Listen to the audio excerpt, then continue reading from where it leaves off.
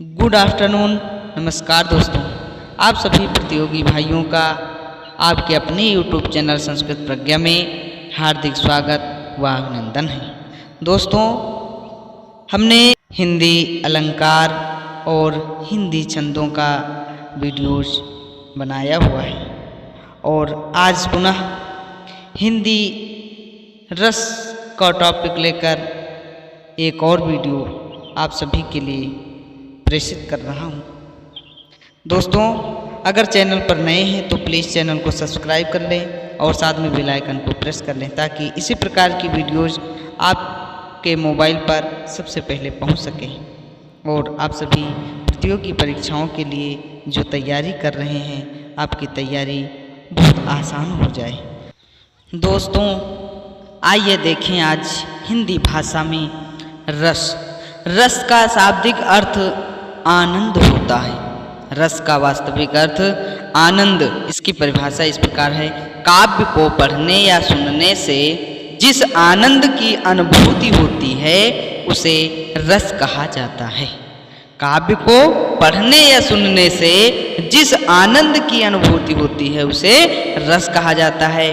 आचार्य विश्वनाथ ने संस्कृत में कहा है, रसात्मकम वाक्यम काव्यम, अर्थात रस युक्त वाक्य ही काव्य है। रस युक्त वाक्य ही काव्य है।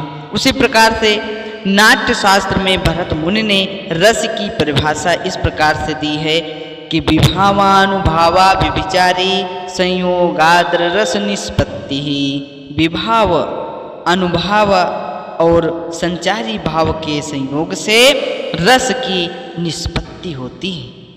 हमारे नाट्य शास्त्र के प्रणेता भरत मुनि ने रस के 9 भेद बताए हैं। रस के प्रकार 9 होते हैं, परंतु अन्य जो हमारे कवि हैं, अन्य कवियों के द्वारा रस के हिंदी भाषा में रस के 11 भेद बताए हैं। रस के 11 प्रकार बताए गए हैं।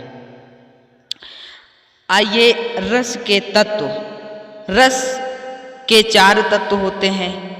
नंबर 1 अस्थाई भाव, नंबर 2 विभाव, नंबर 3 अनुभाव, नंबर 4 संचारी भाव। अस्थाई भाव को देखते हैं दोस्तों। जो भाव हमारे मन में, हमारे हृदय में जन्म से ही होते हैं, जन्म से ही विद्यमान होते हैं, लेकिन ये सुषुप्ता अवस्था में होते हैं। जब इनको कोई अनुकूल वातावरण मिलता है तब ये जागृत हो जाते हैं। उससे पहले ये सुषुप्ता अवस्था में हृदय में ही विद्यमान रहते हैं।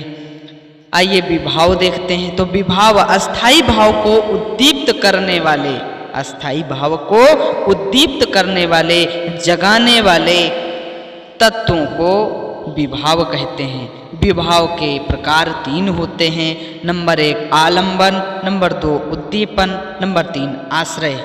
आलंबन, जिसके कारण अस्थाई भाव उत्पन्न होता है, उसे आलंबन कहते हैं। चाहे वह नायक हो चाहे नायिका हो, उसके कारण, अगर नायक के कारण अस्थाई भाव उत्पन्न होता है तो वह आलंबन कहलाता है। अब उद्दीपन। उद्दीपन को देखें दोस्तों। अस्थाई भाव को तीव्र करने वाले तत्व को उद्दीपन कहते हैं। जैसे सौंदर्य, सुंदरता, नायक की सुंदरता को देखकर उद्दीप्त होता है हमारा मन, उद्दीपन आता है। तो और पहनावा हुआ जैसे, तो ये उद्दीपन कहलाते हैं। अस्थाई भाव को तीव्र करने वाले तत्व, चाहे सुंदरता के द्वारा हो चाहे पहनावा के द्वारा हो, वह उद्दीपन कहलाता है। नंबर 3 है आश्रय। आश्रय, जिसके हृदय में अस्थाई भाव जागृत होते हैं वे आश्रय कहलाते हैं। चाहे वह नायक हो चाहे नायिका हो, कोई भी पुरुष हो, जिसके हृदय में अस्थाई भाव जागृत हो जाते हैं वे आश्रय कहलाते हैं। अब अनुभाव को देखें। मन के भावों को व्यक्त करने वाली शारीरिक चेष्टाओं को अनुभाव कहते हैं। मन के भावों को व्यक्त करने वाली शारीरिक चेष्टाओं को अनुभाव कहते हैं। अनुभाव 2 प्रकार से होती हैं। शारीरिक चेष्टाओं के 2 प्रकार होते हैं। नंबर 1 कायिक, नंबर 2 सात्विक। कायिक जानबूझकर की जाने वाली शारीरिक हरकत जैसे आँख मारना, सीटी बजाना, ये जानबूझकर की जाने वाली शारीरिक हरकत है। शरीर के द्वारा की जाने वाली हरकत ये कायिक कहलाती हैं। और सात्विक स्वतः होने वाली हरकत ये स्वतः होती है, अपने आप, जैसे आंसू का बहना, ये स्वाभाविक क्रिया है, यह अपने आप हो जाती। आँखें लाल होना, सांस तेज होना और कांपना आदि, ये सब सात्विक स्वतः होने वाली हरकत है। संचारी भाव नंबर 4, संचारी भाव। संचारी भाव जो भाव थोड़े समय के लिए आकर फिर गायब हो जाते हैं, उन्हें संचारी भाव कहते हैं। जैसे पानी के बुलबुले उठते हैं फिर थोड़ी देर में शांत हो जाते हैं। पानी के बुलबुले उठते हैं फिर थोड़ी देर में शांत हो जाते हैं, उन्हें संचारी भाव कहते हैं। संचारी भाव जैसे निर्वेद, स्वप्न, हर्ष, गर्व, चिंता, आलस्य, जड़ता, ग्लानि, स्मृति, उन्माद, आवेग, उग्रता, शंका, विषाद आदि, ये सभी संचारी भाव के अंतर्गत आते हैं। अब दोस्तों आइए हम सभी श्रृंगार रस का अध्ययन करते हैं। इसका अस्थाई भाव रति है। श्रृंगार रस का अस्थाई भाव रति है। इसके अंतर्गत नायक और नायिका के मन में रति या प्रेम का भाव उत्पन्न होता है। श्रृंगार रस में सौंदर्य, सुंदर वन, वसंत ऋतु, प्रकृति आदि का वर्णन होता है। श्रृंगार रस के 2 प्रकार होते हैं। श्रृंगार रस के 2 भेद होते हैं। नंबर 1 संयोग श्रृंगार, नंबर 2 वियोग श्रृंगार। तो संयोग श्रृंगार देखें। संयोग श्रृंगार जैसे मीराबाई कृष्ण की अनन्य प्रेमिका थी, राधा भी कृष्ण से प्रेम करती थी, तो मीराबाई का पद प्रेम के कारण पद गाया करती थी। संयोग श्रृंगार में बसो मेरे नैनन में नंदलाल, बसो मेरे नैनन में नंदलाल, मोर मुकुट मकराकृत कुंडल, अरुण तिलक दिए भाल, बसो मेरे नैनन में नंदलाल। वियोग श्रृंगार जहाँ पर नायक नायिका, प्रेमी प्रेमिका के बिछुड़ने का वर्णन होता है, जहाँ प्रसंग नायक नायिका के अलग अलग होने का, दूर दूर होने का प्रसंग आता है, वहाँ वियोग श्रृंगार होता है, वहाँ वियोग श्रृंगार रस उत्पन्न होता है। जैसे उदाहरण है, अरे बता दो मुझे कहाँ प्रवासी है मेरा, अरे बता दो मुझे कहाँ प्रवासी है मेरा, इसी बावले से मिलने को डाल रही हूँ मैं फेरा, इसी बावले से मिलने को डाल रही हूँ मैं फेरा। इस प्रकार से हुआ वियोग श्रृंगार। आइए अगला रस है हास्य रस। इसका अस्थाई भाव हास होता है। दोस्तों हास्य रस का अस्थाई भाव हास होता है। इसके अंतर्गत वेशभूषा, वाणी, शारीरिक बनावट इत्यादि को देखकर मन में जो हास्य का भाव उत्पन्न होता है उसे हास्य रस कहते हैं। किसी की बिगड़े हुए वेशभूषा, उसकी तुतलाती वाणी या उसके शारीरिक बनावट को अजीब तरह से देखकर जो मन में हास्य का भाव उत्पन्न होता है उसे ही हास्य रस कहते हैं। जैसे उदाहरण है कि शीश पर गंगा हंसे, भुजनी भुजंगा हंसे, हास ही को दंगा भयो नंगा के विवाह में।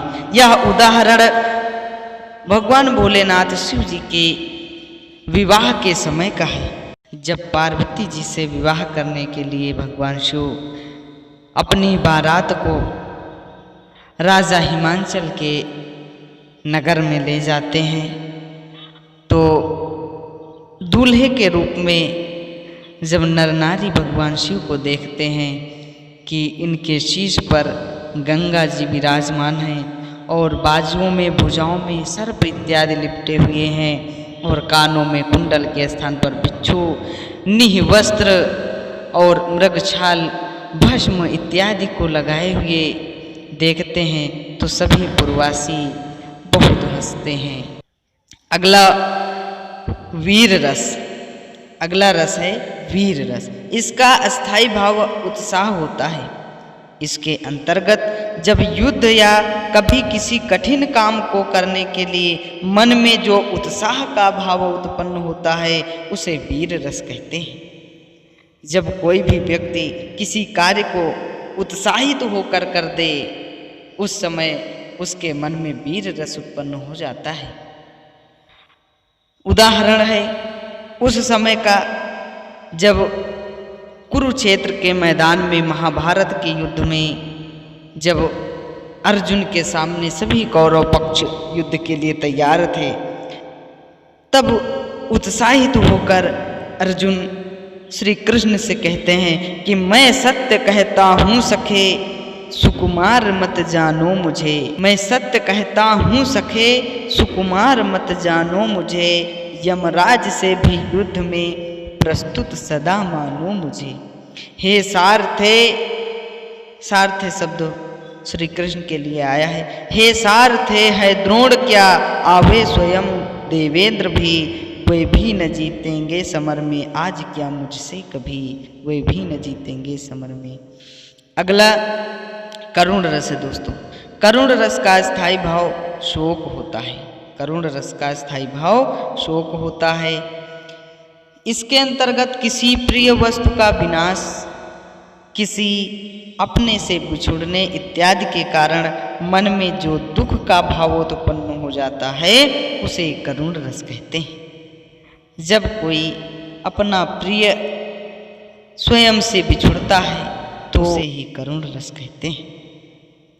इसका उदाहरण है सीता गई तुम भी चले मैं भी ना जीऊंगा यहाँ, सुग्रीव बोले साथ में सब जाएंगे वानर वहाँ।